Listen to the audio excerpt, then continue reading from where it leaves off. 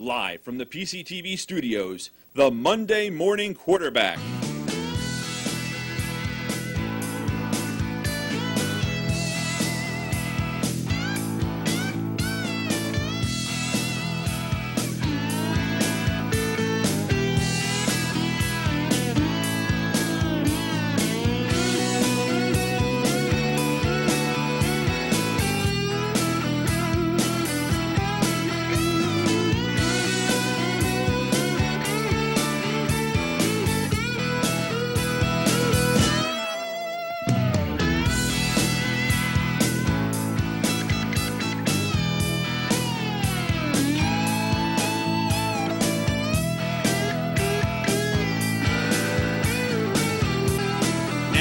Your host, Dave Ridenour.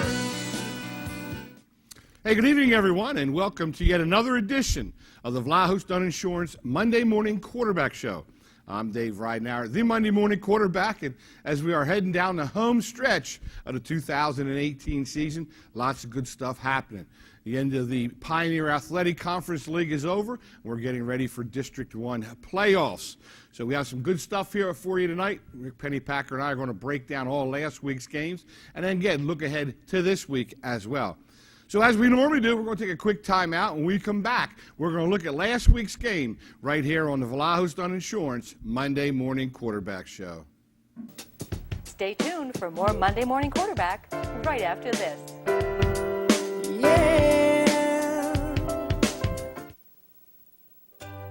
At Vlahos Dunn Insurance, we understand what moves people in business and in life, and we use this knowledge to better serve our clients. And we bring the same work ethic and commitment to our business as our customers do theirs.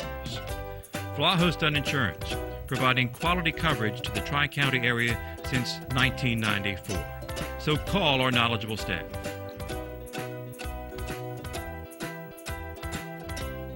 Hi, I'm Jim Vlahos of Vlahos Dunn Insurance, and we're in your community. Doc's Irish Pub, the hottest new sports bar around. From live entertainment to countless draft beers, from awesome burgers to the new outside tiki bar. Numerous TVs and Doc's friendly service. Doc's Irish Pub is the place to be. Stop by Doc's today for a leisurely lunch, a quick cold beer, or a delicious bite to eat on a fall night. Doc's Irish Pub.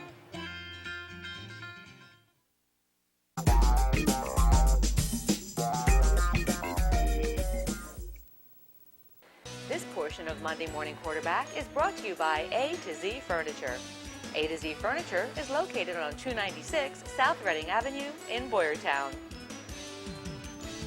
Hey, we're back here at the PCTV Network studios here at the Pottstown High School. Again, Dave Ridenour, the Monday Morning Quarterback, joined by my good friend and former Pottsgrove coach, Rick Pennypacker. And, Coach, this is an interesting time of year. Most people are like you and I can't believe that some of the teams are done already for the year if they did not qualify for the playoffs. Their seasons are over before we even get to the end of October. But it is an interesting time of year for those people that qualify. Yeah, this is great for the coaches who are going into the district playoffs.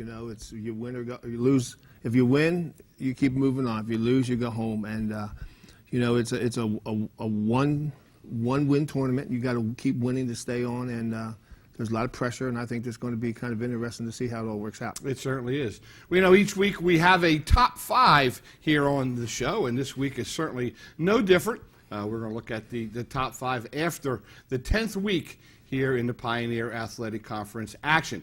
There's our good buddies Keith and Ronnie Reinhardt. Saw Ronnie Saturday night at the Tri-County Hall of Fame induction. He was there with his good buddy Timmy Hughes, who was one of the inductees. But they're the Reinhardt boys since 1946. They've been working in this area. Give them a call. Here we go. PV on top, 8-2, 8 straight wins, third straight year of the Pioneer Athletic Conference Championships. Pottsgrove slips to number 2. They are still 9-1 and looking for a district title at this time. Spring-Ford 8-2, very solid in that third slot. PJP, most wins in school history at 8-2. And how about Vic Brown's gang at number 5, Upper Marion, probably the most improved squad in the 2018 season. Rick, what do you think? You always want to critique me. Well, I hate to see Pottsgrove number 2, but you know that's Perk Valley deserves to be number 1. But I think that Pottsgrove is a solid number 2. I think you could, I'm sure the people of Spring-Ford probably think that they should be number 2, but Pottsgrove deserved it, and the way they played Perk Valley, I think they showed up well with them. So I think I think you got everything right there. Yeah, and it's like I said, it's our top 5, and again, we have a couple more weeks to go before we could put out our finale. And then, of course, each week we do have our scoreboard. It's brought to you by Paul Bauer. So we have that to look forward to. There's our buddy Paul. He helps us out here on the show, helps me out. He's an attorney that you can count on. Give him a call at 610-624-6800. He's a local guy. He's located in Pottstown, but he reaches out to all over the place in Montgomery and Berks and Chester counties. So give Paul a call. Again, he is an attorney that you can count on. Scores look like this week. You can see there was the big game, the championship game. PV over Pottsgrove. And remember, all these games were at the smaller schools except for one that was moved because of inclement weather conditions and a couple other factors, I guess. Spring-Ford 42-21 over Pope John Paul. There's that Upper Marion big win over the Cats. Pottstown wins against Norristown, which is hopefully that old rivalry will be renewed. Upper Perk takes care of Boyertown to even the score. And Phoenixville with a good win over those Methacton Warriors. And that is our Paul Bauer scoreboard for this week. Rick, and let's dive into this a little bit, but quickly, Frontier 4 Liberty 6. Division 2, man. Yeah, they've won 4 out of 6, so Yeah. You got to give the Frontier credit. Last year, I think they were 5-1. 5-1. Okay. 5-1 last year. But this year, the Frontier showed up, and I think that hats off to the coaches. Yeah, I think they have to be real happy about that. You know, it's kind of funny. You know, when you look at this league, the Pioneer Athletic Conference, you know, other than Pottsgrove for years, the smaller schools took their lumps. Mm-hmm. But the last couple of years, and again, particularly this year, the smaller schools, which are the Frontier Division, which is smaller in numbers of students population-wise, they did a nice job. And I think even during the season, I mean, the Frontier Division beat some Liberty teams. Pottsgrove was 2-0, and I think there were some other teams that won. So I think that the parity is coming about, and I think that it runs cycles. But I think right now that the Frontier Division has a little bit upper hand on the Liberty right now. No, they're still trying to catch Perk Valley, though. Well, yeah, sure. Perk Valley, Valley Spring-Ford, Valley, Spring-Ford, the cream of the crop, Yep. and you got to give them credit. But the other 4, I think, have some work to do over the next couple of years, or the Frontier's going to take them over. I agree. really I do agree believe that. 100%. And again, with all the influx of new coaches, all the young blood in there, and again, some of these people now in their second year. We talked about Vic Brown, Wow. which we'll talk about him in a few minutes here. But some of those younger coaches really starting to find their way a little bit now. And I think a key also, Rick, is getting yourself a good, solid staff. Absolutely. You talked about your staff. I mean, we talked to all the successful coaches. Obviously, you cannot do it on your own.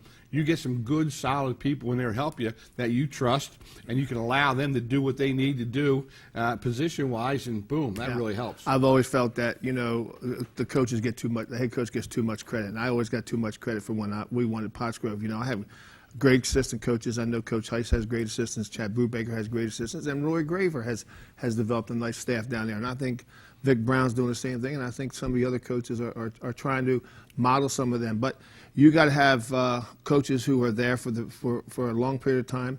I think our coaching staff at Pottsgrove, we've all been together for almost 15 years, some of us.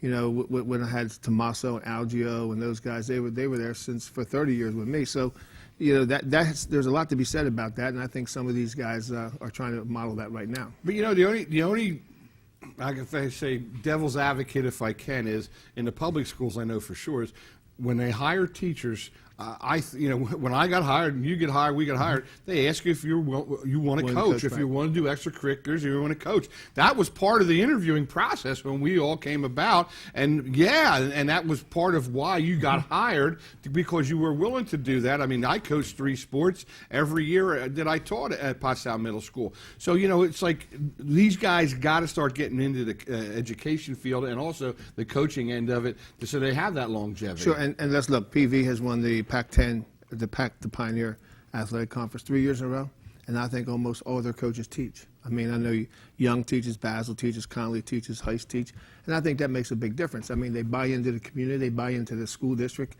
and their schedules are kind of like the same as with each other. So you don't have a head coach who is working at a place that he doesn't get off work till 4 o'clock, and there's other guys coming at 4:30, and other guys coming at 4:45. When they're all working in the same building, they're all working in the same school district, I think there's some continuity as far as practice is concerned. And also keeping an eye on the kids, making That's sure right, the kids are doing what they're supposed to do, both academically and behavior-wise. And that was one of the things I said about my alma mater. I said, I think almost every coach that coaches there is not in the district. I was just gonna say. They're not in Pottstown High School, and those guys need to be walking the halls. They need to be checking out what's going on in the gym classes and making sure that the grades are up and things like that. And I think I talked to Coach Hawthorne a couple of times during the year, and I think he's starting to agree with this. Now, I don't know if Coach Heiss would agree or not, but a lot of times you do more coaching off the field than you do on the field. Absolutely, for sure. By going to seeing a kid in practice, you see something he did wrong the next day, maybe talk to him in the hallway, or maybe he's got some problems, you can talk to him about it. I know my office is always open. Kids will come in, sit down, and we just, shoot the breeze about this and that and everything. They have girl problems, they have this problem, that problem, and you can, maybe work some things out before you go on the practice field. But if you're not in the building, and I think administrators got to start looking at that. I agree. I think it starts there. Yeah, I think you got to start looking at, I think when you look at the longevity of a coach, when coaches coach, I think they buy into the community more. I think they have a greater relationship with kids. I don't know, some of you coaches could probably agree with me on this, but I would leave the coach's office at like 2:45 to go out to the practice field, and you see just cars just leaving, of the teachers leaving, oh man. Well, I think what you struck a nerve with me there is the administration is, back when I was a kid, most of the administrators were former coaches and phys ed people who were used to working with other guys, other people, leaders, have the ability to manage, and it seems like it's sort of going away from that anymore. Now, you're not getting those people that worked their way up from a phys ed job to a coaching job to going back to school and becoming an administrator, and I think those kind of people were really the best because they had that leadership ability. Absolutely, and like at Pottsgrove, we have a superintendent that was Bill Shark. Bill Shark was a former head coach. He was a principal, and now he's a superintendent. And I think he understands that. And I think our athletic director Stephen Ansbach was a coach, and I think they'll work that way. And I think they have been hiring some people who coach. But I think overall, I think that you got to get coaches in. And I'm not saying you hire a coach just because he coaches. Right. They got to also be a good teacher and Absolutely. everything. But if it's all equal, I think you got to hire the coach. Well, and especially on the female side of it, with all the girls' sports that are out there, there's a lot of good female teachers / coaches that can get themselves up in that administration position. No problem with that either, but they certainly know how to organize and to lead. All right, let's get going into the games right now. Let's start at the 6th game, which was a repeat game, if you will, as Boyertown and Upper Perk got at it again. This was the first game of the season. It had been their Thanksgiving Day game, and kudos to both Boyertown and Upper Perk for trying to continue the game. Boyertown won the first game pretty handily. Boy, Upper Perk came back and scored their first 5 possessions, Rick, and handled them. You and I talked about it the week before. We thought, hey, this is a toss-up game. If Boyertown wants to right the ship here with Matthias and Moshe and those guys, here's an opportunity. Boy, they were down 35-0 before they knew it hit them. Yeah, hats off to Tommy Hunt and his staff. They've had a rough year. They were used to winning, and a lot of times it gets to be a little bit tough as you go through the season when you're losing consistently. And but I have a lot of respect for Tommy and how he kept his team together to play this game and come out with a big victory like that. Wary and Reed were in the same backfield finally. I don't know how long Reed has been hurt, but he's finally back there and healthy. But the thing that really killed me was Boyertown was held to 121 yards rushing, and they have been averaging 200, 250, 300 yards rushing. They're not passing the ball much. They're, I can't say anything about passing because possibly we never passed either. But to only have 167 yards total and 121 rushing, it must have been a great defensive effort by Upper Perk. Well, we talked about the week before was the first week that Tyrese Reed actually had a full week of practice. Right. So then he had a big game the week before in a losing effort. Now this past weekend he played big, but Luke Wary, I was waiting for him to break out. He's a tough kid. He had 3 touchdowns, but he and his brother the year before were really a heck of a combination as a running back / linebacker yet to boot. And it looked like Tyler Weber finally had a good game. Maybe he settled into that quarterback's position as he connected for half of his passes for a touchdown. But both those two teams were kind of head scratchers this year, and neither one of them will make the playoffs. They're going to start their little all season a little bit earlier than a lot of teams thought they might do. But where do they go from here? Well, I think again, one of my pet peeves, and you look at statistics all the time.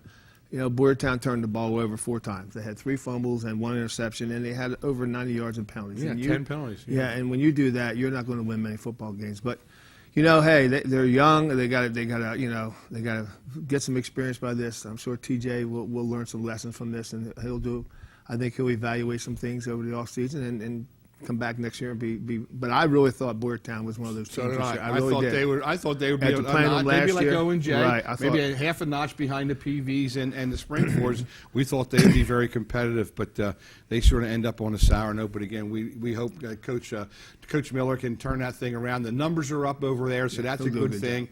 And maybe they can get a strong sophomore class or something and help that gang. Now, the 5th seeds were Phoenixville and Methacton, and this game actually was a real close game, as neither team was able to mount much offense until the second half. But Phoenixville knocks them off 14-7.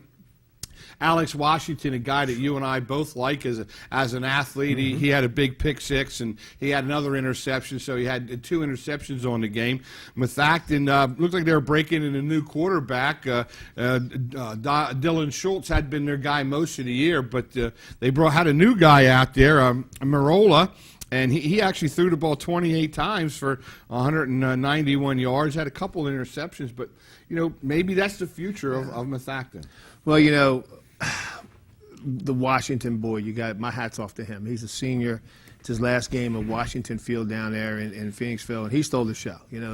Methacton's up 7-0. He goes a pick 6. I don't know how far it was. 80 yards. Yeah, he goes a pick 6, and then he's running the ball and everything. And then Methacton was driving at the end of the game there, and he picks off another one inside the 20-yard line. So my hat's off to him. He's done a great job. But again, Methacton, they had 304 yards total offense. They outrushed Phoenixville. They had 18 first downs to Phoenixville's 12.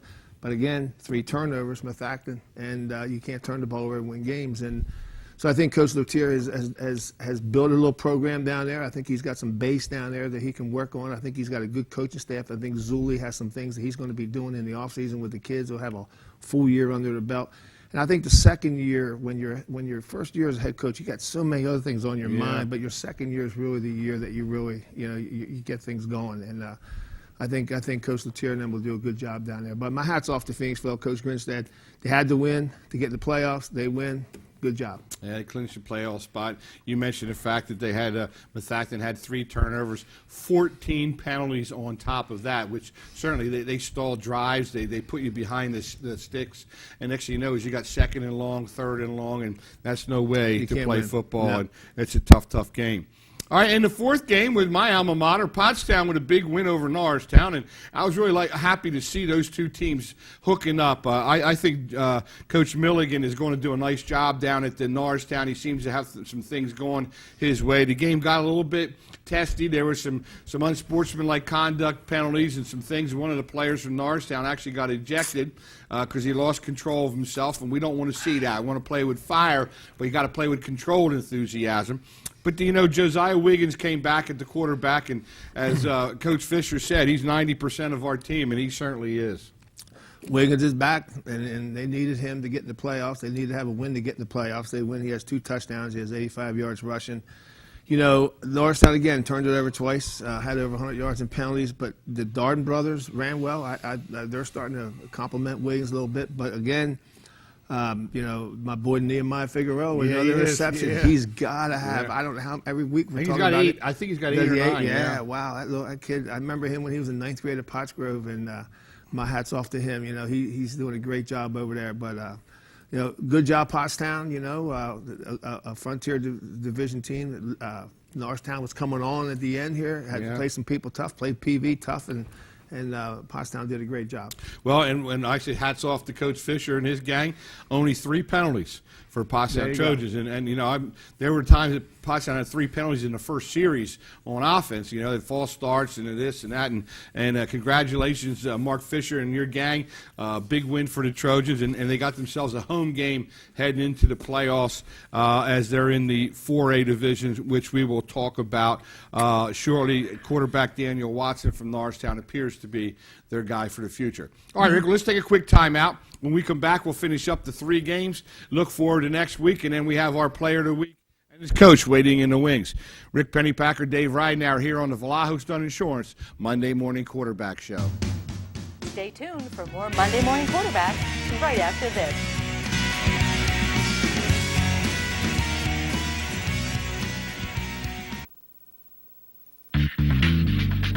Fred Beans Ford of Boyertown is located on Route 100, just 2 miles north of Boyertown. Fred Beans Ford provides automotive sales, service, parts, and body shop all in one place. They're open 6 days a week. Fred Beans Ford in Boyertown can be reached at 800-222-0243, 800-222-0243, or online at fredbeans.com.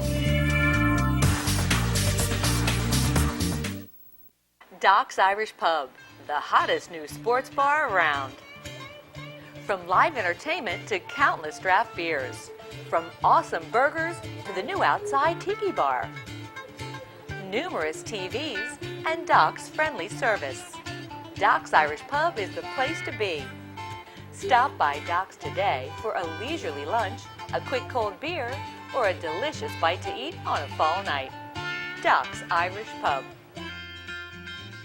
Welcome to the office of John H. Griesemer Jr., where we believe in the value of relationships. We take pride in giving you the assistance you need, whether that's income tax, payroll, or financial statement preparation. Located in Boyertown, we are committed to meeting the needs of the people in our community, and our team of skilled financial professionals look forward to working with you. John H. Griesemer Jr. Call us today or visit our website now.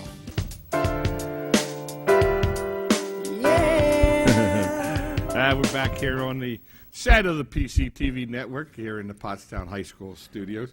Dave Ridenour, Rick Pennypacker breaking down all last week's crossover games. Rick, let's go to the 3rd game. Again, this was another rematch. O&J had won the game previously during the regular season in a non-league affair. Shut out Upper Marion, actually. Upper Marion comes back, though, with a big 29-27 to win, to secure a home game in the playoffs in the 5A. 415 total yards they put up on the Cats. Wow. And, Victor Brown, we talked about their defense all year. We said, when they were playing O&J the first time, O&J got 20 points in the first half, and their offense couldn't come back and play. Their defense held them. Upper Marion's defense held O&J, but now, same scenario. The first minute of the game, O&J goes up 14-0, and Victor Brown's kids, they fought back. They come back, and they keep battling, and next thing you know, they go ahead, and, they held Martin to 27 yards. Yeah. 27 yards rushing.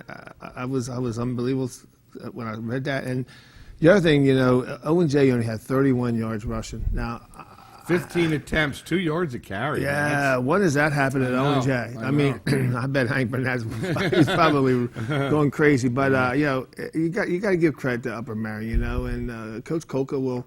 Well, he has another game this week. I think they're playing Daniel Boone for the Eastern Conference Championship. I don't know what that is, but I saw that in the paper that they're playing the game. Oh, they are? Okay. I think they're playing. But, all right. But then you got, Upper Marion. We've talked about them a lot this year, and I think they have lived up to what we thought they were.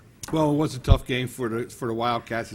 They lost their spot. They went from 16 to 17 in the District 1 playoff picture, so they must have had a contingency game. I believe they did play Daniel Boone already this year, so that'll be another repeat game for them. But, again, Vic Brown in his second year doing a heck of a job. It's the first home playoff game in 17 years at Upper Marion, so they have to be extremely happy with that. Dale Clayton, the quarterback coach, has really come on strong, and he has improved each week. And he completed 17 out of 25 for 231 yards. And he's a junior. Yeah. He's back next year, so I know that the teams in the Frontier Division are probably going to be shaking their heads next year when they got to defend Gray and Clayton and these guys. It's going to be a mess. It is.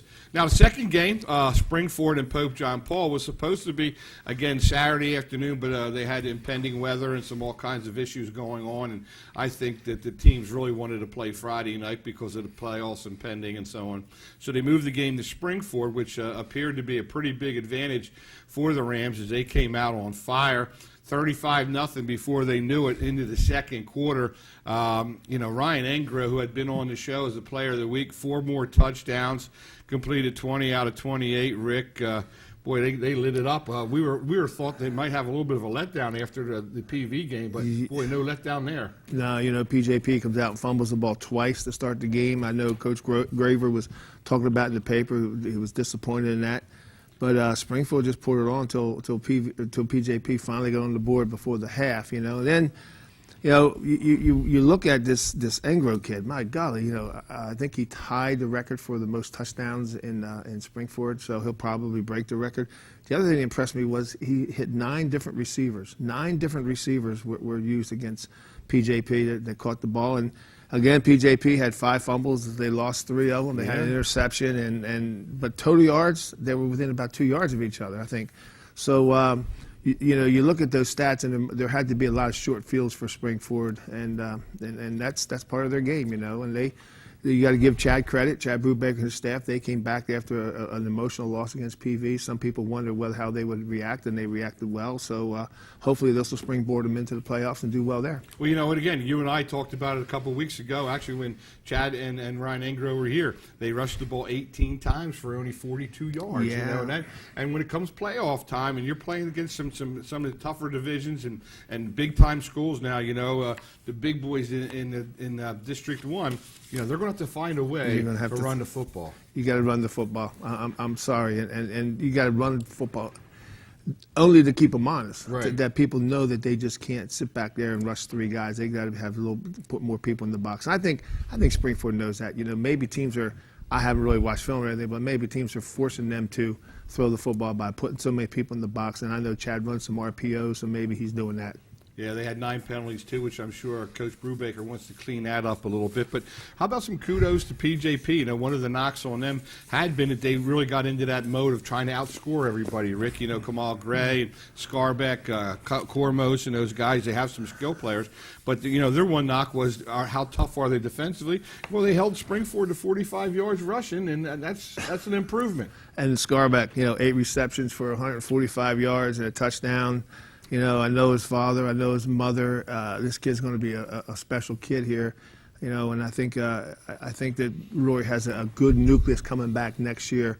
So I think this is only going to brighten his future for next year. Absolutely, I agree. And again, another good young coach. Yes, in he Rory, is. Rory Graver. All right, and of course, then the game that we did here on the PCTV network, Al Ganoz and I were able to call that one, and it was a great game to be at. A lot of things happening. Pottsgrove looked like Pottsgrove, long drives, sustained drives, first downs, and scoring. And all of a sudden, PV, boom, boom, boom, bang. It's back for another score. More big plays, Rick. 1, 2, 3, 4 of them, that were really big plays. Moshe, John Moshe with his long runs and what he was able to do catching the ball. My favorite play was the fake on the kickoff, which I'll tell you right now, Randy Washington carried out that fake so well, even our camera people were all over him. And next thing you know, you saw Dominy flying down the sideline with just the kicker to beat, and that was an NC no contest. You don't want me to say they did. I don't. Because I know No. you're going to get worked up again. Yeah, I am worked up about this. Last year PV did. I don't know. It was the craziest game I've ever coached in my life last year. And I thought this year would be a little bit different, and it wasn't as bad as last year. But the big plays just killed Pottsgrove.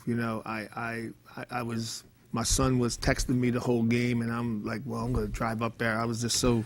But anyway, you got to give your hats off to PV. They made some plays. Pottsgrove didn't make the plays. I thought the backbreaker was Pottsgrove fought so hard to get back and make it 14-14, and I don't know, with 2 minutes left in the game, in the first half. No, 40 seconds. 40 seconds left in the first half, and I don't know if it's a broken coverage or what it was, but there was no safety there, and I know the safety was on the other. Yeah. The safety was over on the trip side. I'm wondering where he is, but I don't know anyone. I watched it. PV's right tackle and right guard just pancaked the kid. They just come down and they just blew this kid back into the linebacker. It just made the whole run big enough that I could run through. But the other thing, this Motion kid, where'd he get that speed? I tell you, he's fast. He I'll and his tell you cousins what, both. I saw Johnny some of those and Jamie guys Motion, chasing they him. can run. I mean, you got Khalif Smith and Glover chasing him, and he put distance on him. Yeah, yes, he he's did. Sneaky fast. Yes, he There's did. no I doubt got to give him about credit. it. But Pottsgrove had 4 turnovers. Yep. They had 3 11 interceptions, penalties, 11 Rick. penalties, 111 yards. Again, they had 17 first downs to PV's 9. The total offense was about the same, but again, it was the big plays. But I'll tell you, this Caden White, the young freshman, he was really impressive. He fumbled the punt the first time he got in the game. He fumbled that, and it was a turnover, but PV did not capitalize over it. So it was, okay. But after that, he got in there and he ran hard. He hits the whole hard. Hey, 2 freshmen, the Cole boy from PV and the white kid from Pottsgrove. You got 3 more years of these guys going at each other. But, you give credit to Perk Valley. You got Rob Heiss and his staff. We're close to them. I know those guys. I know Billy Hawthorne used to coach with those guys, so I know it was an emotional time for him. But you give them credit to win 3 years in a row is a tough one. We won 2 in a row a couple times, but we never got 3. So I give them credit. But hey, Pottsgrove, move on. We're ready to go for the district. And I'll tell you what, number 81 did not disappoint. He was all over the field. He was in the young guy's hip pocket every time I turned around. He turned around. Number 81 was right there in his face, and he was a half step behind on a couple plays. Kohler did a nice job of quick release and getting the ball out, because there were times that he was inches away from his sack and was able to make a play out of it. But they were able to somehow work around him. But he had a heck of a game. If he's not one of the best football players in Southeast Pennsylvania, I don't know who is. He's not big. He's not 250 pounds. But his motor just goes. And I coached the other Bedolas when he was at Pottsgrove, and they're just like their father. Their motor just keeps going, and they keep going, and they know how to play the game the right way. And 81. I look forward to big things for him this weekend. Heck of a He's a heck of game a player. is sure. All right, well, we're going to take another quick timeout. Just a quick one here.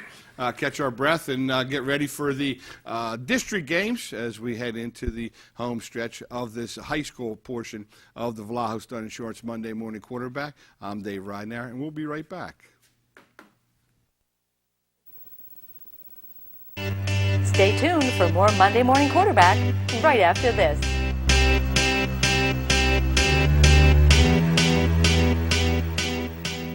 Doc's Irish Pub, the hottest new sports bar around. From live entertainment to countless draft beers. From awesome burgers to the new outside tiki bar. Numerous TVs and Doc's friendly service. Doc's Irish Pub is the place to be. Stop by Doc's today for a leisurely lunch, a quick cold beer, or a delicious bite to eat on a fall night. Doc's Irish Pub. The newly remodeled and renovated Creekside Sports Bar and Grill sits on the Landis Creek Golf Course. Featuring live entertainment and weekly specials, the Creekside offers something for everyone. Discounted beer and wing prices during all Eagles games brings a being at the game feeling. With tailgating, big screen TVs, and wearing your team colors, you can bring the fall spirit to Creekside. So stop by the Creekside Sports Bar and Grill and see all the fun things it has to offer.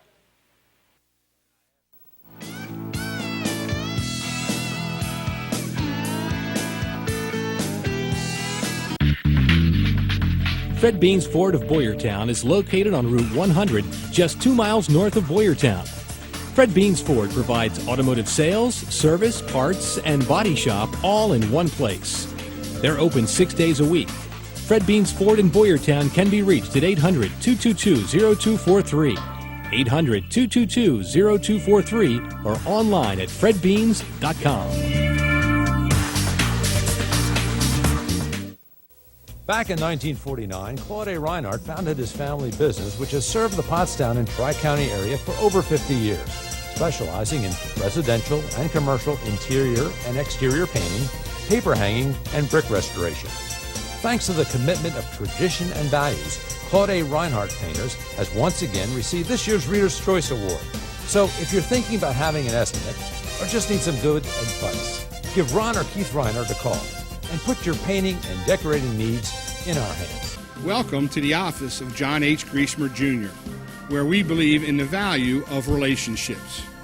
We take pride in giving you the assistance you need, whether that's income tax, payroll, or financial statement preparation. Located in Boyertown, we are committed to meeting the needs of the people in our community, and our team of skilled financial professionals look forward to working with you. At Vlahos Dunn Insurance, we understand what moves people in business and in life, and we use this knowledge to better serve our clients. And we bring the same work ethic and commitment to our business as our customers do theirs. Vlahos Dunn Insurance, providing quality coverage to the Tri-County area since 1994. So call our knowledgeable staff.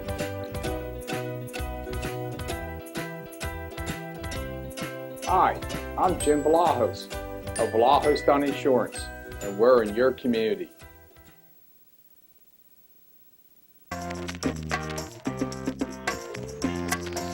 Back here on the Vlahos Dunn Insurance Monday Morning Quarterback, Dave Ridenour, Rick Pennypackers. We break down the District 1 first round. Let's start with the 6A guys. There's two teams from the Pioneer Athletic Conference. The number 6 seed, Perk Valley, and the number 7 seed, Springford.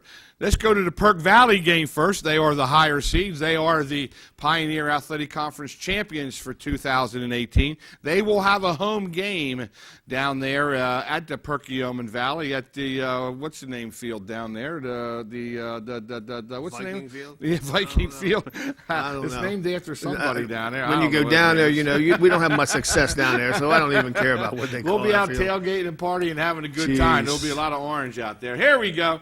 Perkiomen Valley Vikings and the Quakertown Panthers. Should be a good one. Quakertown, another big, strong team. They'd like to come right at you.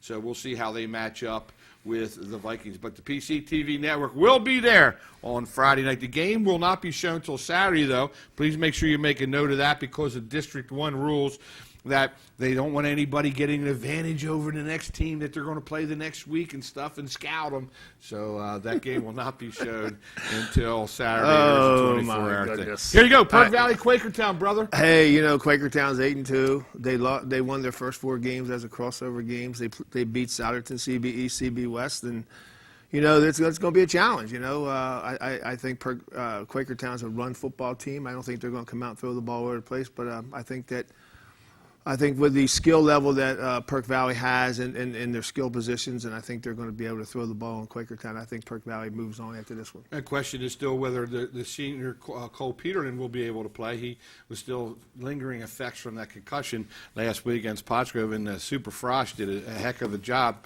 So they got their little Carson Wentz and Nick Knowles deal going on there at PV with 2 quality quarterbacks. We'll see which one of them gets an opportunity to play, but both of them can get the job done. Guarantee if Peter Lane's playing, I'll guarantee there's some type of flea flicker in there with both quarterbacks. Yeah, there you go. There'll be something neat there. I'll guarantee. All right, and Springford, the number 7 seed, a big win over PJP. I know Coach Brubaker doesn't like playing the Frontier guys, but that really came out to help him out as they bumped up into the top 8 situation where they have a home game.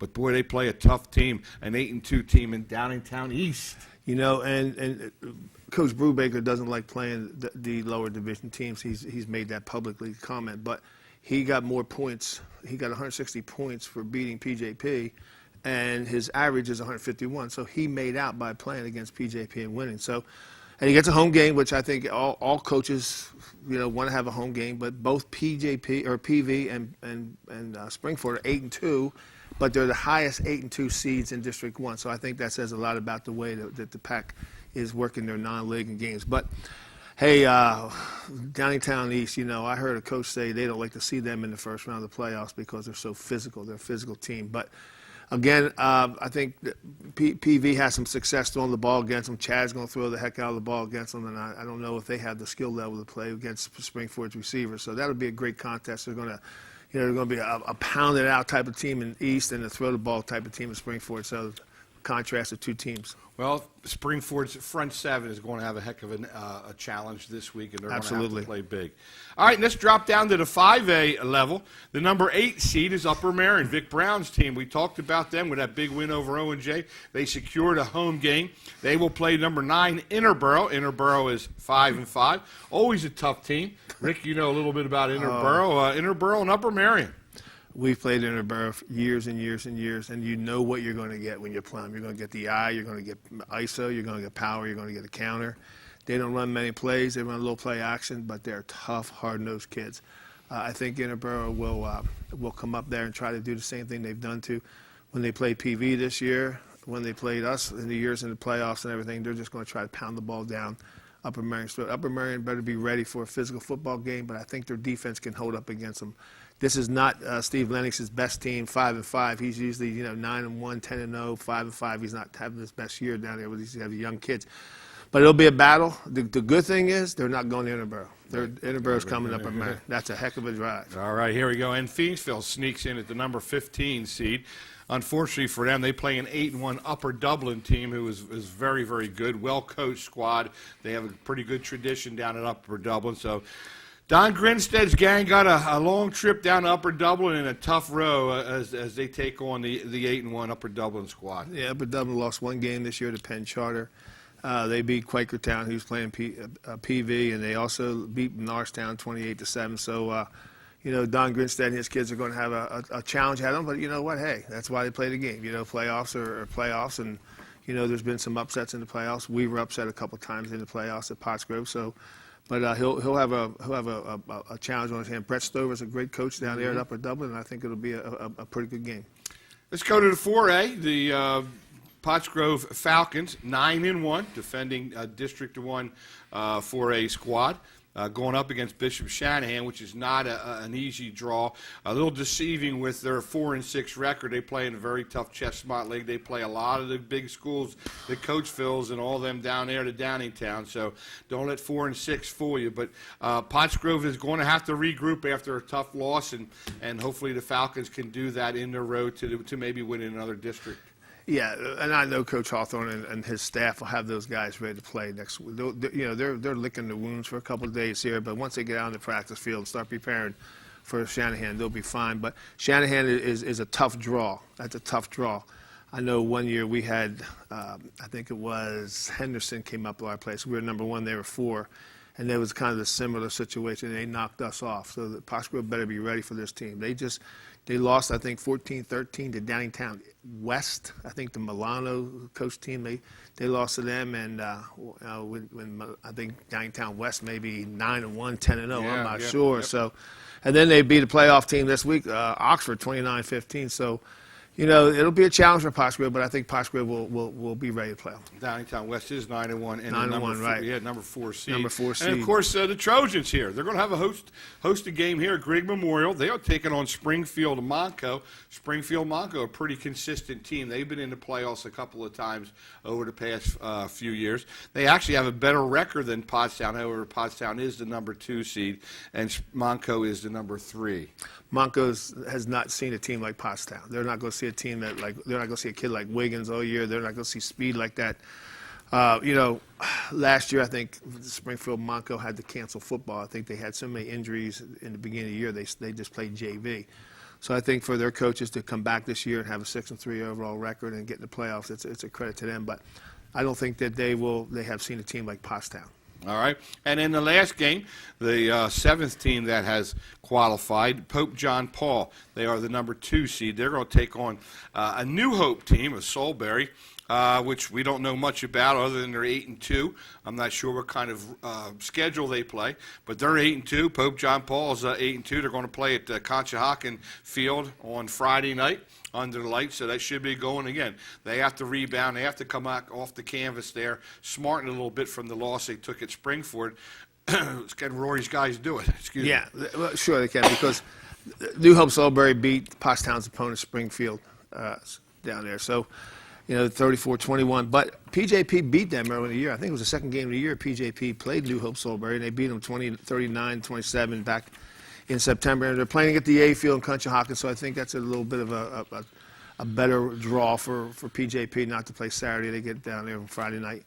I think PJP is the real deal. I think they're going to shine in the playoffs. I think they're going to probably go pretty far here, and this is just one little challenge ahead of them. They got to play the number 1 seed next week, and I don't know who. I think that's Conwell Egan. Yeah, they're pretty good, but I think Roy has those kids moving in the right direction, and my boy Scarbeck, just get him the ball a little bit. See him run. All right, well, that's going to do it for this portion of our show. I want to thank Rick again for stopping by. And, of course, we'll be here next Monday breaking down all the District 1 action. Hopefully we'll have a bunch of teams winning and moving on to round number 2. I'm Dave Ridenhour, the Monday Morning Quarterback. We're going to take a quick time out. When we come back, we got the Player of the Week and his coach right here on set. Stay tuned for more Monday Morning Quarterback right after this.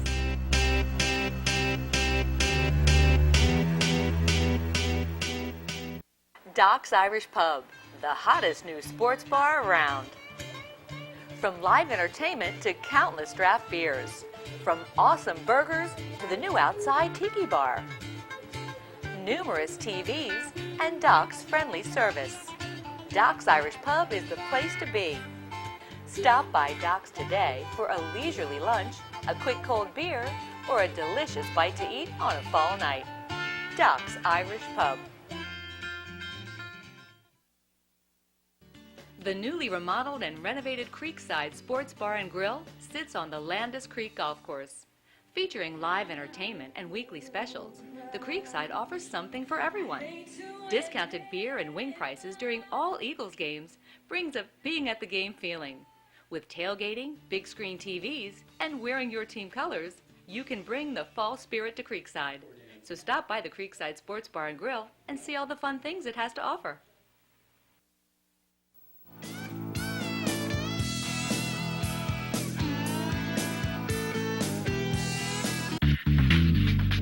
Fred Beans Ford of Boyertown is located on Route 100, just 2 miles north of Boyertown.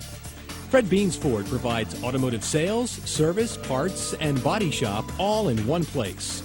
They're open 6 days a week. Fred Beans Ford in Boyertown can be reached at 800-222-0243, 800-222-0243, or online at fredbeans.com. Back in 1949, Claude A. Reinhardt founded his family business, which has served the Pottstown and Tri-County area for over 50 years, specializing in residential and commercial interior and exterior painting, paper hanging, and brick restoration. Thanks to the commitment of tradition and values, Claude A. Reinhardt Painters has once again received this year's Reader's Choice Award. So if you're thinking about having an estimate or just need some good advice, give Ron or Keith Reinhardt a call and put your painting and decorating needs in our hands. Welcome to the office of John H. Griesemer Jr., where we believe in the value of relationships. We take pride in giving you the assistance you need, whether that's income tax, payroll, or financial statement preparation. Located in Boyertown, we are committed to meeting the needs of the people in our community, and our team of skilled financial professionals look forward to working with you. At Vlahos Dunn Insurance, we understand what moves people in business and in life, and we use this knowledge to better serve our clients. And we bring the same work ethic and commitment to our business as our customers do theirs. Vlahos Dunn Insurance, providing quality coverage to the Tri-County area since 1994. So call our knowledgeable staff.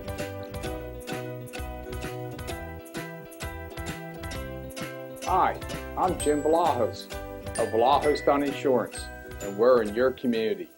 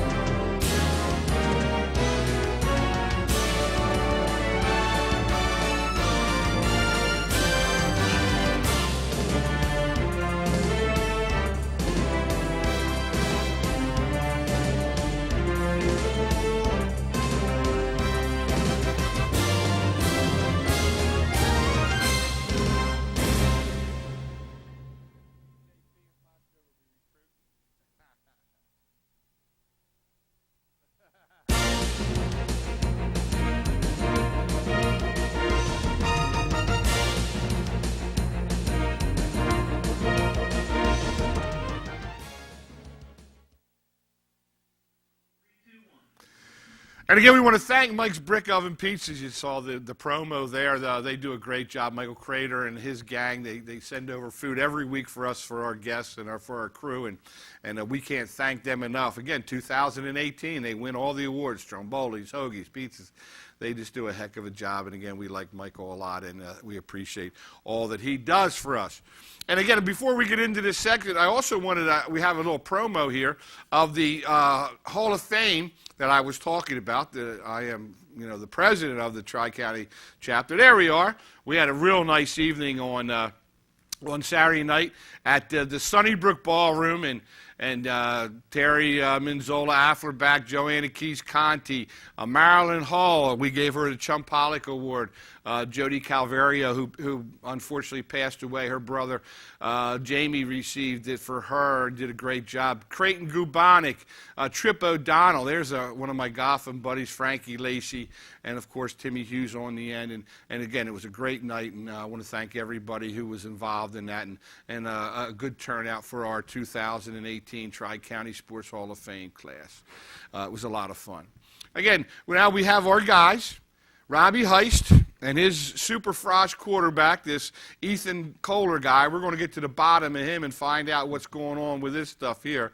But, the two biggest games of the year, Springford and Pottsgrove, this little guy still wet behind the ears comes in there and plays like he's been playing for 5 years, and just a heck of a job. First of all, congratulations on the championship, your third one, Robbie and Ethan, congratulations on a big win. You guys are just phenomenal, and again, it's a pleasure to have you guys on the show. Thank you. All right, Ethan, let's get right down to it now. Did you know you were going to start? I know Cole's been banged up a little bit. He had an ankle issue. He's been doing some concussion stuff. Did you know all week that you probably were going to play on Friday night? Well, I mean, obviously we wanted Cole back. He's our senior, he's our captain, and I didn't really find out until Thursday. He was getting concussion protocol throughout the week, trying to see if he could play. But Thursday was when I found out. Okay, but did you prepare all week like you thought you were probably going to get an opportunity to play, or thinking that you probably had a shot? Mm-hmm. Yeah, definitely. That's cool. Mm-hmm. Coach, obviously you're in a fortunate position here. You have two really nice players at that quarterback position. Cole Peterton, who was as a junior really splashed onto the scene, and this year showed flashes of what he could do, but he has been nicked up a little bit and hasn't been able to play consistently like he is. And boy, I tell you, what a pleasure having this guy, huh? Yeah, my heart goes out to Cole. He's had a rough go here this season with a high ankle sprain that he suffered against Owen J. Roberts, halfway through that football game, and then we finally got him back and feeling good from the ankle, and he suffered concussion against Springford. So, we've been very fortunate to have a kid like Ethan waiting in the wings behind Cole and using him as a mentor and learning from him. And I can't say enough about this kid. He's done an outstanding job just mentally preparing and knowing that he is a play away from being in there. And, you know, you tell young kids you got to take mental reps and you got to be engaged, and a lot of them want to kind of mess around on the sideline and be young kids, right? And this kid's just wise beyond his years, so I couldn't be more proud of how he's prepared. Well, you know, it's funny because you say that you're always one play away, and, you know, you say that and people think, yeah, okay, whatever, but it's really in reality what's going on. You know, you see it more and more, especially today with the quality of kids, the bigness of the kids, the speed of players, that you see more and more kids going down, and you have to have some depth, and it certainly has been it's been amazing to watch this young man come out there and play. I mean, I played quarterback, and I played a little bit as a sophomore, but started as a junior and senior. I know what it's a little bit like, and when I see you out there running around as a young ninth grader, I tell you, I'm amazed, my man, and it's a great thing. And what do you attribute this maturity to? Like, I mean, I said, you know, a lot of guys your age just kind of want to be a part of the guys and do this and do that, but Coach says you're in there taking your reps and your mental reps and doing what you're doing. What makes you do that? I mean, honestly, Cole, mostly. Whenever he was injured or when he was out throughout the weeks, he was always in my ear telling me that I'm fine and everything's going to be good and that I have what it takes. And, you know, he just kept motivating me, and I look up to him as a player and even as a person outside the football field. Well, you don't see a lot of ninth graders even on the varsity team, let alone a guy who's, you know, really playing a pretty big role. What was your thinking there as far as getting him up on the varsity and getting him ready to roll? Well, yeah, I mean, at our school, that's pretty rare that we bring a ninth grader up to play JV. You know, I've been around PV for most of my life, and I can count on one hand how many kids we've brought up to play GV. You know, Grant Wiley, who was one of our great alumni, played ninth grade football at PV. He didn't even play JV. So bringing Ethan up was a combination of the things I had heard about him from my head coach, Scott Furman, who is coaching the middle school at our PV West, and Ethan played for him last year, and he couldn't stop raving about the quarterback he had and how mature he was. And it was a combination of that and necessity. We didn't really, you know, when we looked down our roster, we didn't really have a kid that we had identified as our JV QB. So, you know, we knew that Cole's a senior and we need to start grooming somebody, so it just worked out well. And Ethan's parents were very receptive to the idea, and I'm thankful to them for that. Thankfully, he's an outstanding student, so, you know, he's taking care of it academically and getting it done on the field. Well, you know, and I hate to sound like a broken record, but it seems that every week or the weeks that you're on with one of your guys, it's the same story. You know, you got they do well in school, they're educated, they pay attention. You know, they don't look physically like the Green Bay Packers, but for some reason they come out and play football, and this guy is another one. You know, we had Austin Rowley on here a couple of weeks ago, and you know, he just looks like another little guy, but you put the shoulder pads on him, he's out there popping and playing, and obviously we got another one in the making here with young Ethan Kohler, and it's pretty cool. And you know, wanted to get an opportunity to talk to you after the game, but it was hectic, and you got your shower, and then you're taking your pictures and all your different things going on. So it was pretty cool. But I like some of the quotes that I heard from Ethan. He said you're playing with a lot of confidence now, particularly after that big comeback win against Springford. Obviously, the team was jacked up after that. Yeah, definitely. Our team really rallied behind that win, and you know, they never like lost faith in me. You know, I'm a freshman, but like, on the field, you know, our leaders would tell me that they got my back and, you know, everything, and it just really helped me get through the game. And, yeah, they're just great. I couldn't ask for better teammates. Well, you know, what they say is you're no longer a freshman now. You're a sophomore, you know. You're pretty much, because you've got your year, a lot of your year in, and you are certainly no youngster anymore, Ethan. And it's amazing, you know, Coach, you come back from that deficit, and you're down 20-3 against Springford. You come back and win this game, and he was a big part of it, throwing the ball, running the ball, and you gain that confidence. What kinds of things did you think you had to do going into the Pottsgrove game to win that ball game? Well, I knew we were going to have to score points. You know, Pottsgrove is too well coached and too good of a football program. Our defense played outstandingly. You know, to hold a team that's that efficient at running the ball to 17 points really speaks to how well our kids played on that side of the ball. But I knew we were going to have to try to score points and get them out of what they like to do, which is grind on you. And you know, I felt like if we could get up 2 possessions, you know, it might make them uncomfortable. And thankfully we were able to do that, and then we got a couple turnovers, and the thing just wound up working out how we hoped. How did you get yourself ready for Friday night? You know, was it a normal week for you, plus a little bit more? Obviously, you know it's a big game. It's a championship game. You're going down to a hostile environment in Potts Grove. How did you get yourself ready for Friday? I just tried to look at it as another football game that I've been through, and you know, like my teammates, once again, they were always saying that, you know, we got this and everything's going to be good, and they really rallied. We really rallied as a team together, and yeah, it was really just a testament of what. Now, are you a film guy? I mean, most young players now are really into watching film and breaking down film. Are you getting into that stuff now too a lot? Yeah, our coaching staff really like pushes film, and I think that it helps a lot going into the game. It really helps you get prepared, and you can see what type of looks the defense is going to give you, and I think it gives you an advantage. But yeah. Yeah, it's awesome. And you know, it's funny, Coach. You said after the game that was probably your most complete game of the year. You felt really good about things, your offensive line, and again, even with Ryan Bedolis, who we were talking to Kid a little bit before the game, but he was in your hip pocket, almost like your shadow, almost the whole night. But your quick release and getting rid of the ball, but you know, you felt really good about the way your team played. I think we're playing our best football at the right time of the year. You know, I was very proud. I thought that we played well in all 3 facets on Friday night. You know, we obviously had a huge special teams return for the 2nd year in a row now against Potts Grove. We returned a kickoff for a touchdown. We had 1 bad punt, which put us in a bad position there. And Isaiah Domini, who's our punter, would be the first one to tell you that you know, that one came off his foot a little oddly, but. Other than that, you know, like I said before, our defense played as well as I could have hoped. Offensively, we were efficient, and when we had an opportunity to make a big play, we made it. Yeah. And, you know, it wound up being great for us. And I'll tell you, one of the things what really impresses me with you guys is, you know, your linebacker play and your secondary play, those guys are tacklers. You know, they're not just cover corners and all those terms that people want to throw out there.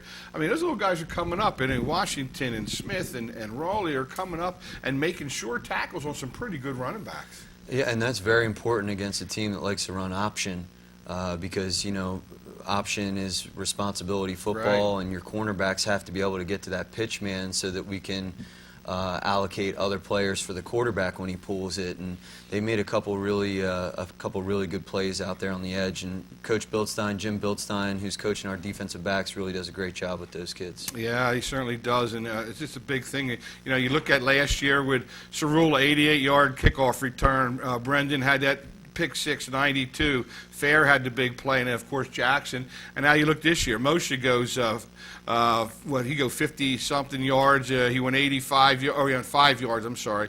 85 yards. Dominique goes 94. Rowley catches a nice pass from you when it looked like you were getting waffled, and you still were able to find him. He plays the ball pretty good, doesn't he? Yeah, definitely. You know, that's one of the things I talk about him, and he reminds me a little bit of Scarbeck, and they're the same kind of receivers. They make adjustments to the ball while it's in the air, and it's like you look like, well, that pass is going here, and next thing you know, they're there and they catch it. It really helps you out, doesn't it? Yeah, I mean, Austin is, I couldn't say enough about Austin. He's honestly probably one of the greatest football players I've ever been on a team with, and you know, he just. For as small as he is, or as how yeah, he's insane. He is. I said I look at him, he's a baby face. He's sitting right there where you are. I keep looking at him saying, how in the world do you do all this stuff, dude? You are a heck of a player. And pretty much they shut Dominique down. I mean, he really wasn't a great big factor in the ball game other than the kickoff return. I mean, he's making some nice plays and a couple downfield blocks. But, you know, considering he caught over 30 balls coming in, had 11 touchdowns and stuff, you know, they did a pretty good job of shutting him out of the ball game. Yeah, I mean, you're finding secondary receivers. Absolutely. The last couple of weeks, you know, Springford did a nice job of double teaming Isaiah a few times, and he's without question our best receiving threat right now. But Austin and Mike Doherty and Moshe out of the backfield, we're trying to get them involved more in the passing game so that you can't just key in on Isaiah. And I thought that Pottsgrove's number one, Singletary or Springfield. Springfield. Yeah, Jamal Springfield. Yep. Number one, he did a really nice job in coverage on Friday night. So, you mentioned Ryan Bedolis a little earlier. That kid is a heck of a football player. I mean, I watched the film on Saturday, and there's a couple times I felt myself cringing for Ethan here. He is definitely fun to watch, and man, has he got a motor. And I'll tell you what, this guy with his quick release, again, he avoided a couple sacks where I looked up, and Bill Shirk, who was the superintendent of Pottsgrove, he was standing in our booth, and I look up and said, how did he not get that sack, But a good quick release, is that something that you work on, trying to get rid of that ball quickly? Me and Coach Heist and, everybody, basically, I feel like as a quarterback, a quick release is something that, the game is starting to develop more into, and it's something that quarterbacks in the future need, and it's really playing a big part. Yeah, get the ball out of your hand quickly, they say. And I see Coach in the pregame, he likes to show that arm off a little bit there. He still throws it pretty good. You're still young enough to do all those things. Pottsgrove, you guys. 3 interceptions, a fumble recovery. They had 9 penalties, and you guys really made them pay. You put Cisco in a position where you got ahead and you had to throw the ball, and your secondary really came up big. Like I said, our defense played great, and we always know that when we play Pottsgrove, it's going to be a great challenge. They're incredibly well coached. I have the utmost respect for Bill and his staff and Bill Bradford and what he does on the defensive side of the ball.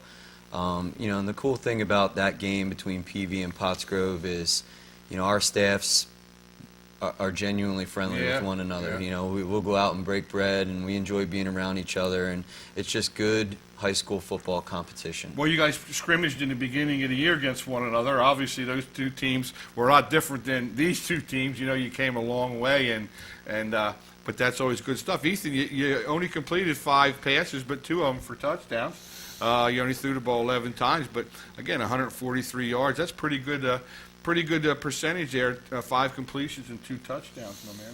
Yeah, I mean, our offensive line did a great job all night, as they have the entire season.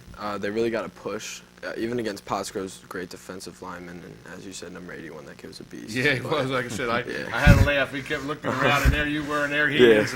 And I like that respect kind of thing. He gained respect for you through the game, and obviously you gained respect from him, and that's what sort of high school football is all about. Well, let's go now. We got to go. We got to go to District 1 playoffs. We got Quakertown coming up. I'm going to go to this guy first. What do you know about the Panthers?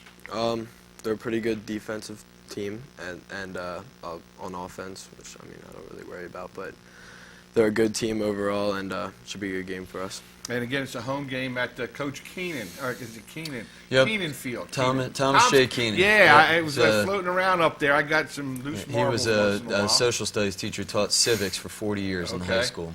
Wow, that's a heck of an honor. Well, it's a good thing, home game.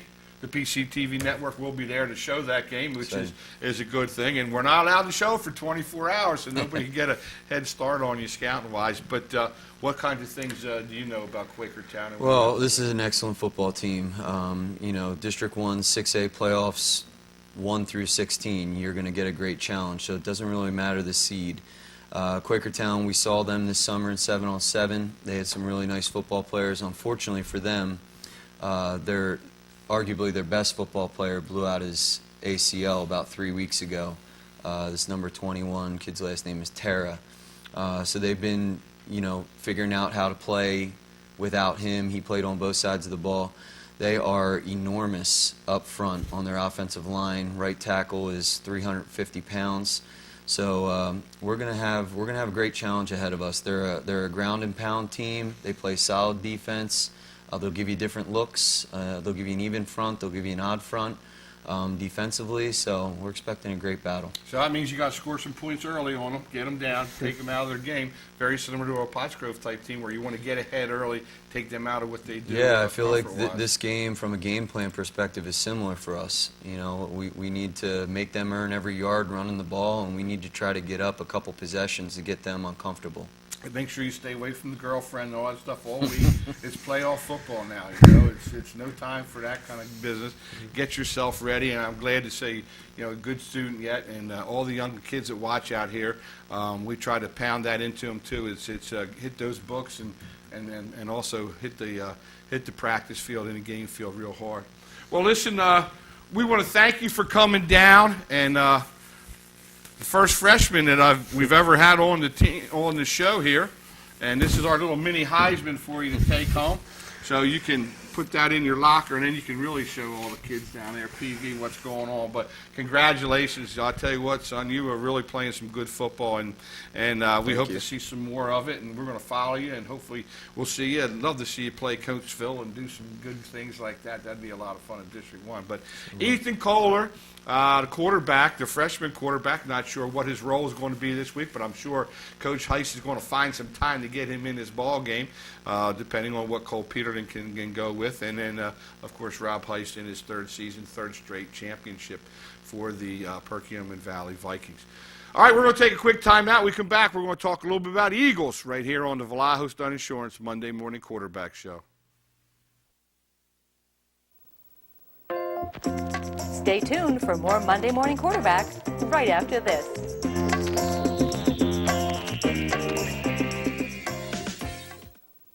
Back in 1949, Claude A. Reinhardt founded his family business, which has served the Pottstown and Tri-County area for over 50 years, specializing in residential and commercial interior and exterior painting, paper hanging, and brick restoration.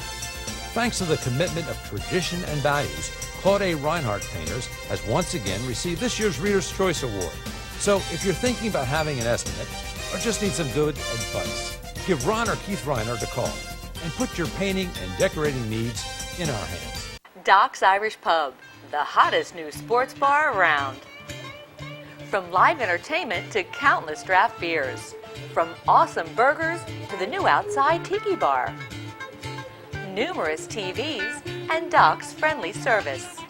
Doc's Irish Pub is the place to be.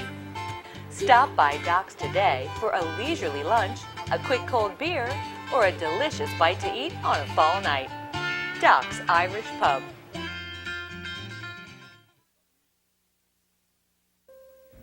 Established in 1916 and granted membership into the Philadelphia Golf Association in 1920, Brookside Country Club is well known for its challenging layout and true, fast greens.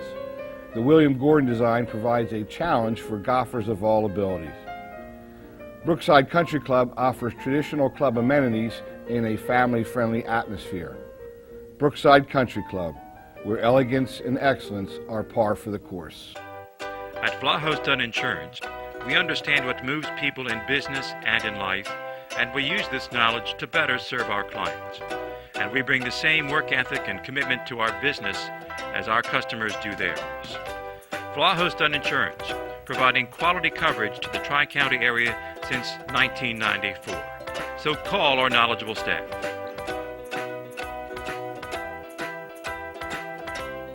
Hi, I'm Jim Vlahos of Vlahos Dunn Insurance, and we're in your community.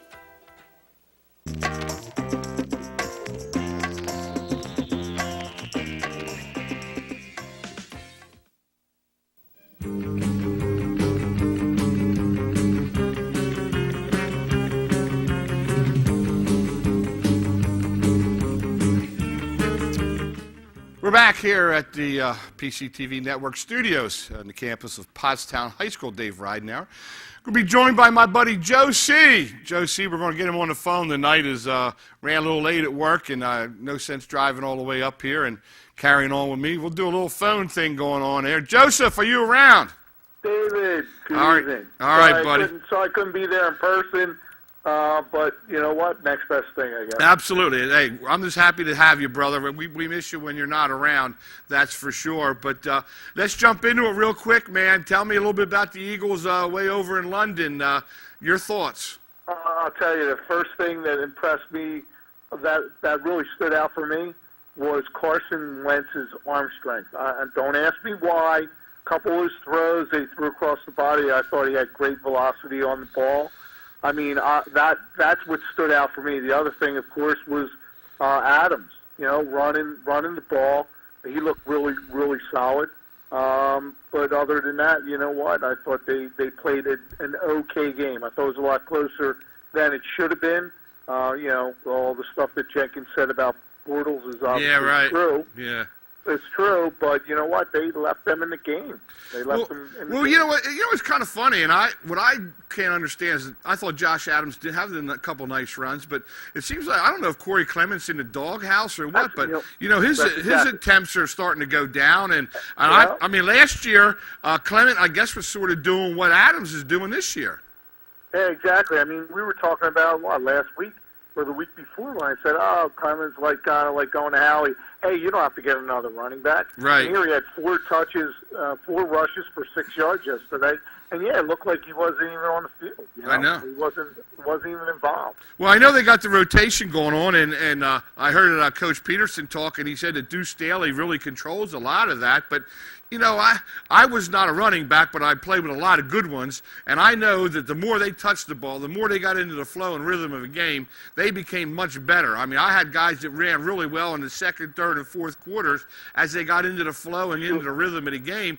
When you come in there like one play every quarter, I think it's tough on a running back. No, you're exactly right, and it's all about rhythm and getting in the flow, and you're hitting the nail right on the head. I hate to agree with you. I wish I was there, but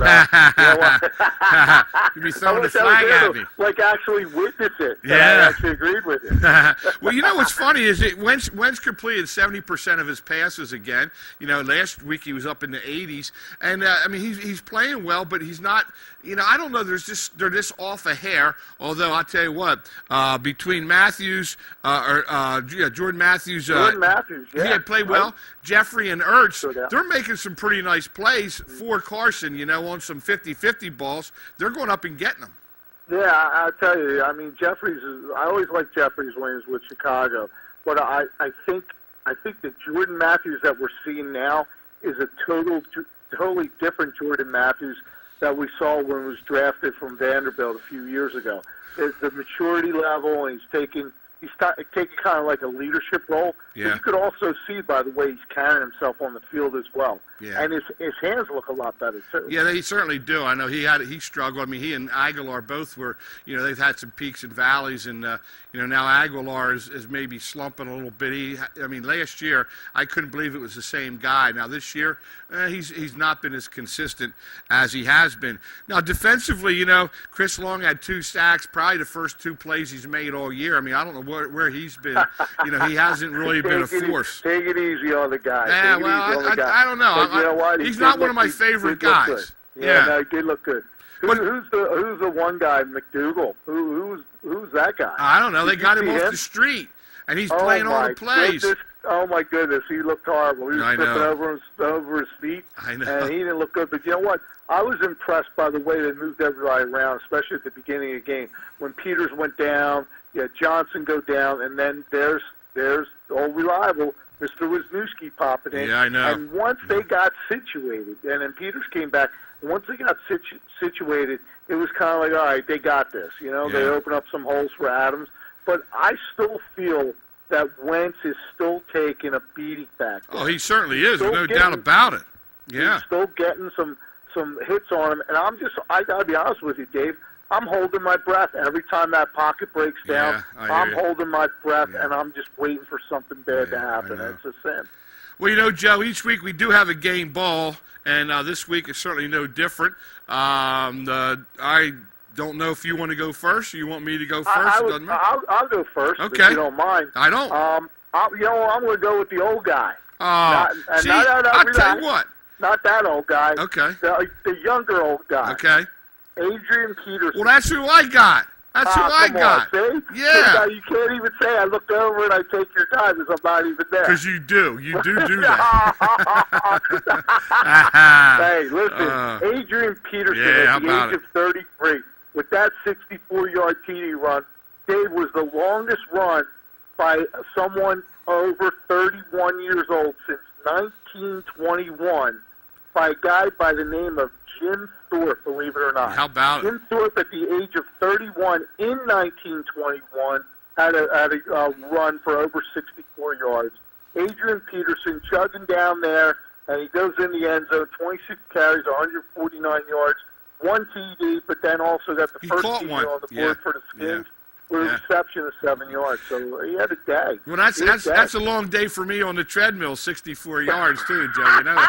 Yeah, 64 feet. What are you talking about? Yeah. Hey, that's worth a half hour on the treadmill for me, man. There you 64 go. There you yards, go. Burn buddy. those calories. Yeah. All right. Well, listen. I got a backup. I always have a backup. I'm going with Josh Rosen. Josh Rosen in the fourth quarter threw 2 big passes. One of them to our man Fitzgerald. And he caught a big touchdown pass, but with 34 seconds to go, a big TD to pull that game out as they beat the 49ers. And again, there we have our good buddy up there, Paul Strauss from the Styler Room. But I'm going to go Josh Rosen, although I did like your pick too, Adrian Peterson. Very good. Very good. Hey, how about your boy Hugh Jackson getting fired today, buddy? How about you and the offensive Todd Haley? coordinator? Yeah. And the rumor was that there was so much dysfunction going on there that they were going to get rid of like Todd Haley. Right. But then it got so bad that they were like, you know what? We're going to get rid of both of them. Yep. So now the rumor is that they're talking about Lincoln Riley. Yeah, I know, from Oklahoma. Yeah. From Oklahoma. Yeah. And I think his name's Zach Taylor from the Rams.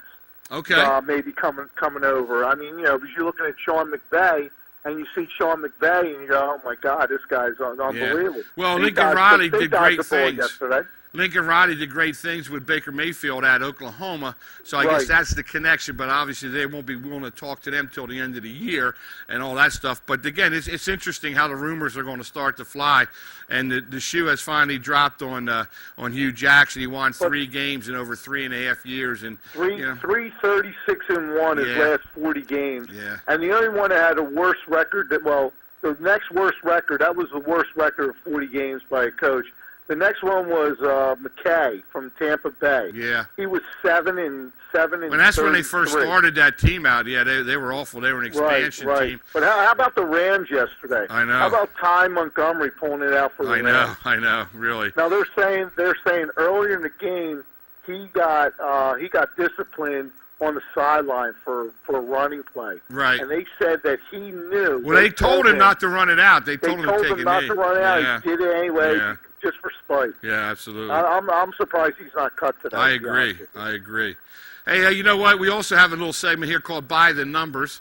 By the Numbers is sponsored by my good friend John H. Griesmer Jr., Jack, as he's known to me. I've known him for a long time. And I'm going to go with my fantasy guy. Had a big week. How about that Joe Mixon, running back for the Bengals, 28.8 points.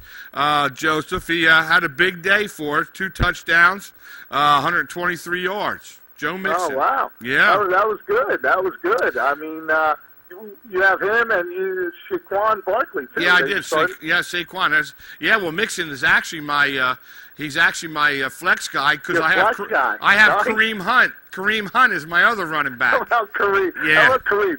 Every week he He's seems hurdled like he's somebody. hurdled somebody. Yeah, he hurdled he's somebody. Hurdled, so he's a piece of work. I'm going to go with Todd Gurley. Yeah, I mean, okay. he has an opportunity to score another touchdown at the end of the game and just stop. Pretty cool. You know that was $1 million swing for bookies. Yeah, I because know. if he would have scored a touchdown, they would have covered the 7.5 point spread. Well, you know, it's funny. Who I beat in fantasy this weekend was Jimmy Vlahos, too. Did he have Gurley or not? Yeah, I spanked him around a little bit. I didn't say anything yet. I didn't say anything to him yet. All right, listen, dude. We got to get into our 5-pack picks here quick. All right, go. Christopher beat me last week. I was 2-3, and he was 3-2. So I'm looking to rebound. All right, here we go. Oakland and the 49ers play. And again, we want to thank all of our friends at Izzy's on 3rd. It's always a great spot to go. They were open on Sunday morning. Had a packed house for the game on Sunday. Oakland at the 49ers, Joe. I want to go Oakland. I am too. I think they're going to be ready to go with that one. Now we have a real good game. Pittsburgh. I think David Carr's starting to get it now. Yeah. Pittsburgh at Baltimore. Wow. I think, Pittsburgh coming off the win, maybe a little let down. I'm going to go Baltimore. Okay, I'll go against you on that one. I'll take the Steel men. That Connor's really doing great things for the Steelers. Yeah. Now, here's a big game all of a sudden. The first place Redskins are hosting the Atlanta Falcons. Matty Ice comes into to our nation's capital to play. Falcons at the Redskins, Joe. I'm going Atlanta. Okay. I'm going to go Atlanta. I think Washington is a fraud. All right. Well, I'm going to go with the frauds to go against you there. I'll take the Skins. Now, all of a sudden, here's a big game. The Rams go to New Orleans. Down to Big Easy should be a big game. I think a letdown by the Rams. This is their first loss. I'm going to go New Orleans. Okay. Boy, man. Boy, I don't know on that one, man. You know what? I'll go Rams just to be opposite of you, keep your streak on. But I think Breeze could do it. One of us is going to be either win a lot of wins, and a lot of losses. Yeah. All right. The final game is Green Bay at New England.